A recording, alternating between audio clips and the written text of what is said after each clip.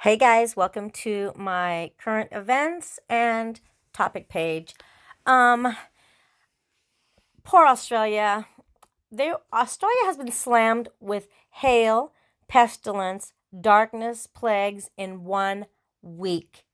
The Bible says in Micah chapter 7 verse 15, I will show him wondrous deeds as in the days when you sallied forth or sailed, they had a typo, from the land of Egypt. In the midst of raging wildfires, hailstones the size of baseballs pounded Australia in a mix of elemental opposites echoing the Egyptian plague. As if that reminder of the Exodus were not enough, a massive dust storm turned day into night.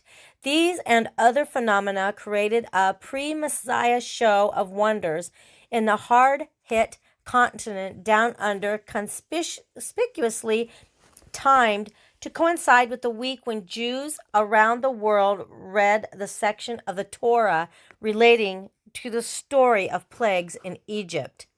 Interesting. While the northern hemisphere hunkers down for winter, Australia enters its dry summer. This year, a stark drought brought on devastating wildfires that have so far burned an estimated 46 million acres of land. The fires destroyed over 5,900 buildings, including approximately 2,683 homes, and killed at least 30 people. An estimated 1 billion animals were also killed, and some endangered species may be driven to extinction. While the fires continued to burn in the southeast, the capital city, Canberra, Melbourne, and other areas were hit by hailstorms, raining down golf ball-sized chunks of ice. The mingling of elemental opposites is precisely how the plague of hail appeared in Egypt. Fire intermingling with icy hail is reminiscent of the biblical seventh plague that appeared with its elemental opposite, fire. So Moshe held out his rod toward the sky, and Hashem sent thunder and hail, and fire streamed down to the ground. As Hashem rained down hail upon the land of Egypt, so Moshe held out his rod toward the sky, and Hashem sent thunder and hail, and fire streamed down to the ground, as Hashem rained down hail upon the land of Egypt. That is in Exodus chapter 9, verses 22 and 23. The Israel Bible explains this unnatural phenomenon. The hail of the plague is unlike anything we've ever experienced, let alone the Egyptians who live in a warm climate. The Torah tells us the hail combines ice with fire, a combination which does not typically exist in nature. As the Israel Bible relates, the miraculous combination shows us that anything can exist in harmony to do God's bidding. As if a biblical plague of hail was not enough, a massive dust storm engulfed the town of Narromine, some 250 miles northwest of Sydney. The 186-mile wide cloud of red dust was carried by wind gusts up to 66 miles per hour. The huge storm quickly plunged the area into darkness, so complete the weather service described it as day turned into night. It is interesting to note that this multi-plague appearance in Australia falls in the week when Jews around the world read chapters 6 through 9 from the book of Exodus, which begins the story of the plagues of Egypt.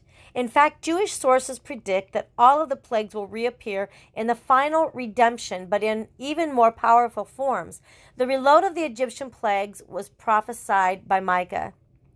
I will show him wondrous deeds as in the days when you sailed forth from the land of Egypt, Micah 7:15. It is written in Sorry, guys. All right. Just as God struck the Egyptians with 10 plagues, so he too will strike the enemies of the Jewish people at the time of the redemption. Here's some hailstones. Wow. This concept was explained by Rabbi Baya ben Ashir, a 13th century Spanish commentator who wrote, in Egypt, God used only part of his strength. When the final redemption comes, God will show much, much more of his power. The hailstorms, accompanied by gale force winds, generated flash flood warnings. Brisbane and Gold Coast and Queensland, heavily hit by the wildfires, were drenched and some flooding occurred. The territory's Emergency Services Agency reported receiving a record 1,900 calls for help, more than 3 times the average for a normal storm. The storm shattered windows, damaged cars, and even forced Australian National University in Canberra to close for 2 days in order to assess structural damage to its building. Power was knocked out in several sections. Residents were shocked to see birds falling from the trees and the sky. This is a small taste of much larger phenomenon of animals dying that is prophesied to appear as part of the all-encompassing experience of the end of days. I will sweep away man and beast. I will sweep away the birds of the sky and the fish of the sea. I will make the wicked stumble, and I will destroy mankind from the face of the earth, declares Hashem, Zephaniah 1:3. For that the earth is withered, everything that dwells on it languishes. Beasts of the field and birds of the sky, even the fish of the sea perish. Hosea 4:3. The extreme contrast exhibited in this difficult season was documented by ABC News correspondent Siobhan Hinu. Hope I didn't butcher your name. The blessing contained within the destruction was evident as the storms brought rejuvenating rain to wash away the destruction of the fires, creating beautiful scenes of fields coming back to life. Okay, guys, there you have it. There's another one.